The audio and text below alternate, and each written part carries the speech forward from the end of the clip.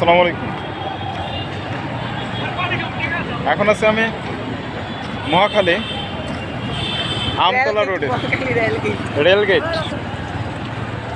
আজকে আমাদের আন্দোলন না, আজকে হচ্ছে রিক্সাওয়ালা ভাইদের আন্দোলন। সবার এত চুলকায়, এত কামড়ায়। এই যে দেখেন, দেখছেন রিক্সাওয়ালা ভাইরা কি করে? এটা দেখছেন? এটা দেখেন।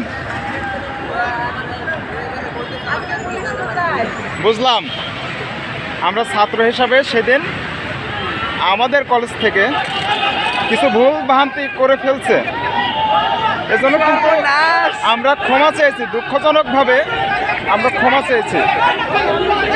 এখন দেখেন